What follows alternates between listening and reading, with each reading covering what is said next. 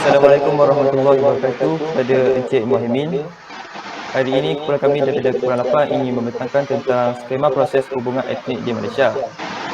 Okey, untuk tahap pertama kita start pada persepaduan nasional yang sangat tidak baik sehingga kepada yang sangat baik. Okey, so first kita mula pada Agung Mukri untuk kepada Mukri untuk menerangkan tentang tahap pertama. Okey, terima kasih Aziz. Assalamualaikum warahmatullahi wabarakatuh. Saya Mufti Mazuki. Saya akan terangkan tentang yang pertama iaitu dysfunctional sosial. Dysfunctional sosial ni merupakan kita boleh katakan sebagai satu masalah ataupun gangguan yang terdapat dalam masyarakat sehingga menyebabkan keadaan sosial dalam satu masyarakat itu tidak stabil. Ia disebabkan oleh beberapa sebab. Kalau dari segi ini kita lihat disebabkan oleh pelbagai etnik dan pelbagai budaya yang terdapat di dalam Malaysia ni. Lepas tu seterusnya dari segi dimensi nilai, berlakunya peruntuhan ataupun disintegration ataupun untuk lebih difahami berlaku perpisahan antara setiap masyarakat ataupun setiap etnik disebabkan oleh perbezaan antara budaya ataupun perbezaan pendapat antara setiap etnik ini menyebabkan masyarakat tidak boleh bersatu dan berlaku perpisahan. Seterusnya ialah bentuk hubungan sosial, berlaku risiko rusuhan kebangsaan. Contohnya ialah perbezaan pendapat antara setiap kaum menyebabkan berlakunya perasaan ataupun timbulnya rasa tidak puas hati apabila satu kaum itu dapat kelebihan ataupun lebih daripada kaum yang lain. Jadi contoh peristiwa yang boleh diambil ialah peristiwa 13 Mei. Okey, itu sahaja daripada saya serahkan kepada Ashraf.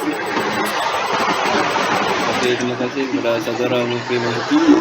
Sebelum itu saya Ashraf bin Osman akan menyambung bagi poin pertama iaitu dysfunctional sosial.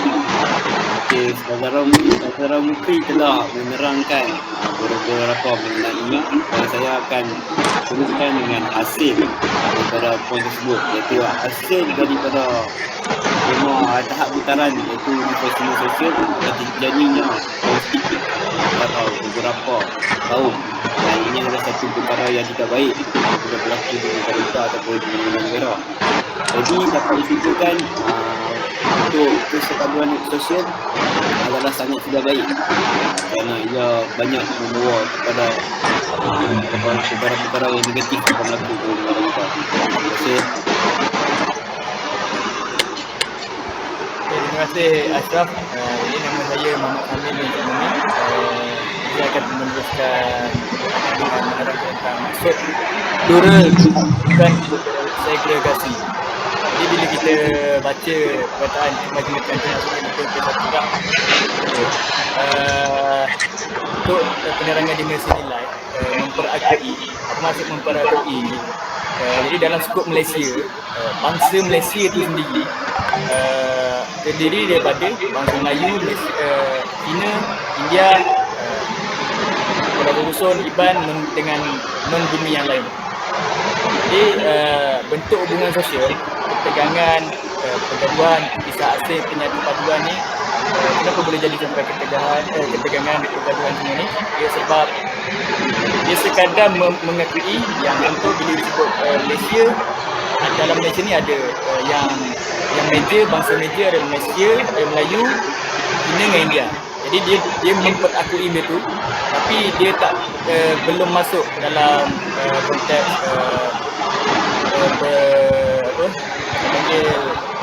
bertolak ansur semua lah. Jadi hasilnya adalah pertembungan. Contoh kalau dalam benda-benda yang remeh-temeh, kita ambil contoh sebagai contohnya kalau bangsa Cina sembahyang, cara dia bakar colok, cara membakar colok.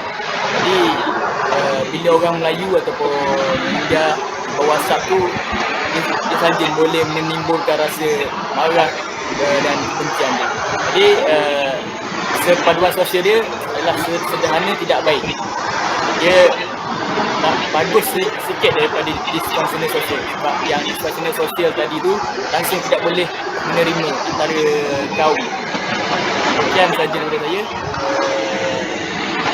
Saya serahkan kepada kawan saya. Okey. Kembali kepada saya lagi, iaitu Ashraf Yasman untuk poin yang ketiga. Okey, poin yang ketiga ni kita akan kita akan memberitahu mengenai akomodasi. Okey, seperti mana di dimensi nilai memberi satu dimensi yang mudah, iaitu hormat. Di sini yang dapat diterangkan mengenai akomodasi, iaitu ini adalah satu proses hormat, menghormati ataupun mempertahankan budaya masing-masing di antara setiap kaum.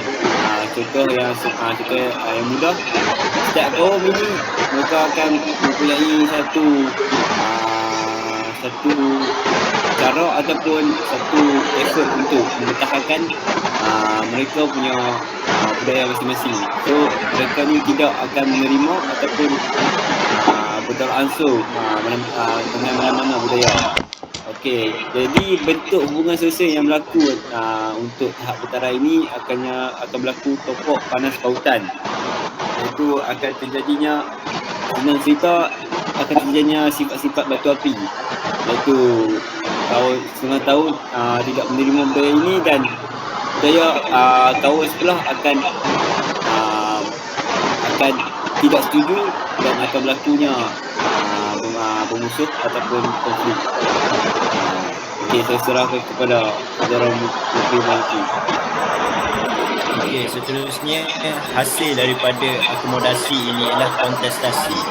Kontestasi ini maksudnya adalah pertandingan.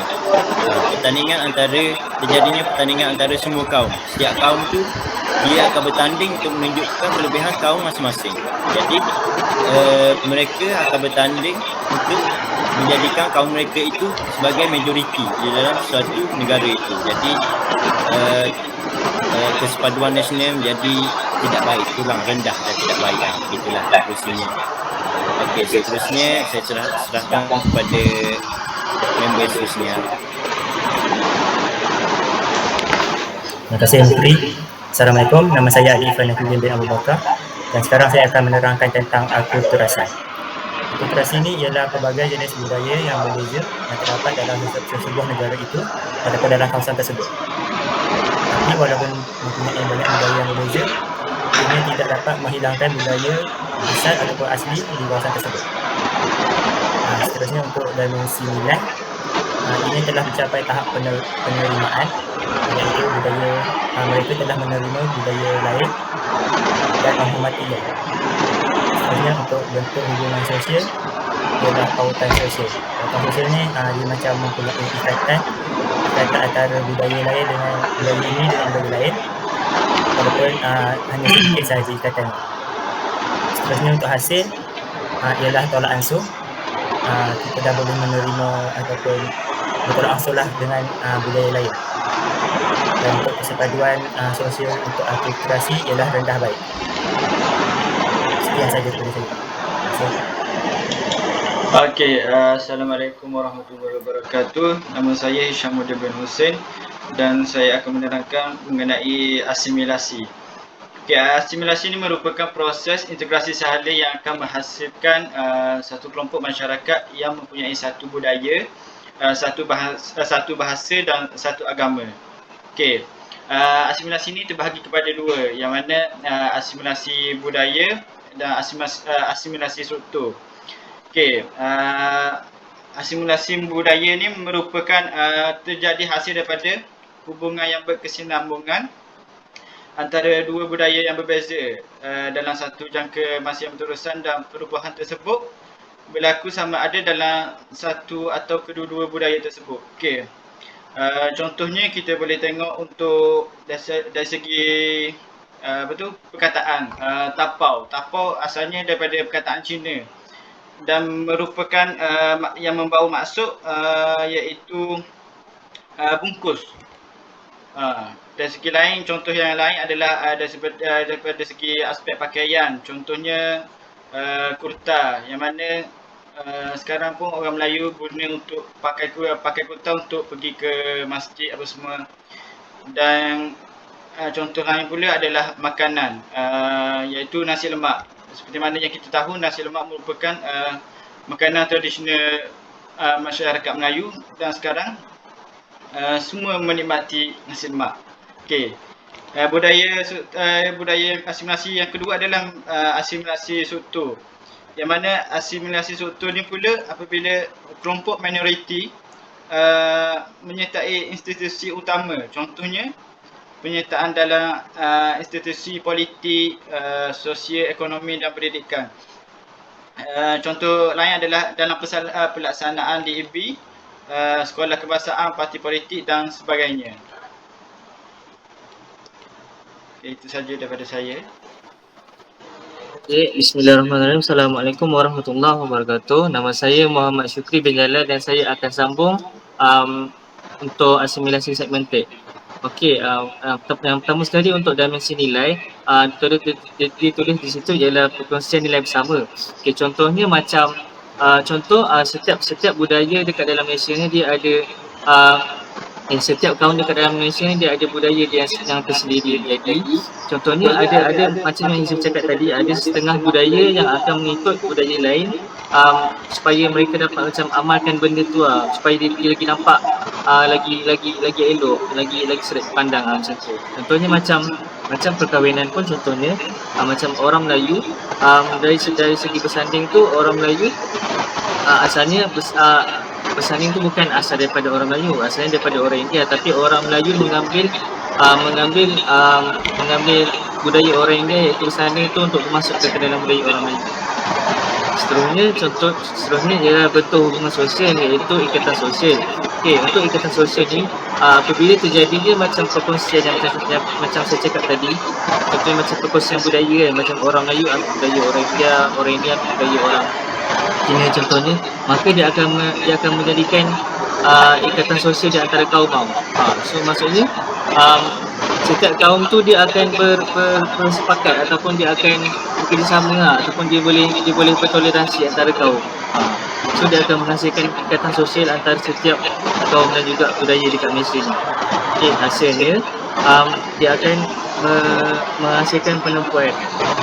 Okay, maksudnya macam penempuan ni maksudnya macam kita akan kukuhkan dekat satu-satu kaum tu. Contohnya jadi dia akan contohnya macam saya kata tadi, walaupun Melayu dia akan ambil macam budaya ataupun culture orang-orang kaum lain, tapi benda-benda tu semua bukan macam khas untuk Melayu saja. Contohnya macam tu, dia juga mungkin diamalkan oleh budaya lain. Dia macam tak semestinya untuk budaya itu sahaja. Okay. Dan seterusnya untuk kesepaduan sosial dia adalah sederhana baik sebab dalam masa yang sama kita mengamalkan budaya kita juga ada macam budaya luar. So kiranya dia seimbang lah. Dalam kita fokus dekat kita juga ambil dari orang. So dia boleh akan menjadikan kesepakatan tu macam menjadi erat antara setiap kaum tu. Daripada saya serahkan kepada member yang seterusnya. Okey, nama saya ialah Syedi bin Wadin. So saya akan menjelaskan tentang tahap putaran amalgamasi. Maksud amalgamasi ni ialah tahap kesepaduan yang paling tinggi dalam hubungan etnik di Malaysia. Dimensi nilai ialah meraihkan bersatu dalam kepelbagaian integrasi. Setiap kaum terima dan hidup bersama antara satu sama lain. Manakala bentuk hubungan sosial pula ialah keterikatan bonding. Sebagai contoh, kaum Melayu dan kaum Cina bermain bersama dan juga kaum India. Okey, seterusnya saya serahkan kepada Haziq. Terima kasih kepada Yaul Rasdi. Assalamualaikum, nama saya Muhammad Syamil bin Zainuddin. Saya akan menerangkan lebih terperinci mengenai amalgamasi. Okay. Untuk amalgamasi ini maksudnya tahap kesepadan yang paling tinggi. Maksudnya ialah tahap asimilasi yang tinggi. Okay. Untuk amalgamasi ini dia lebih kurang sama dengan asimilasi. Jadi saya akan memberikan perbezaan antara amalgamasi dengan asimilasi untuk kita mengetahui lebih terperinci. Okay. Sebagaimana Syukri memberitahu, contoh asimilasi adalah sanding, adab bersanding. Okay. Untuk adab bersanding ini kita sering melihat Dan untuk amalgamasi ini sebagai contohnya adalah perkahwinan antara dua etnik, antara etnik Melayu dan etnik Cina.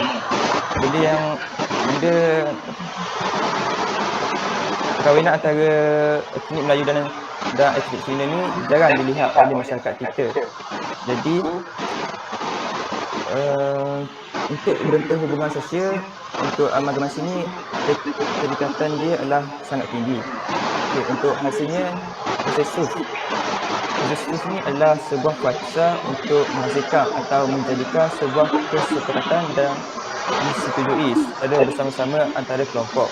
Dan untuk persepaduan sosial, amalgamasi ini adalah sangat baik. Sampai di sini saja kumpulan kami. Sekian, terima kasih.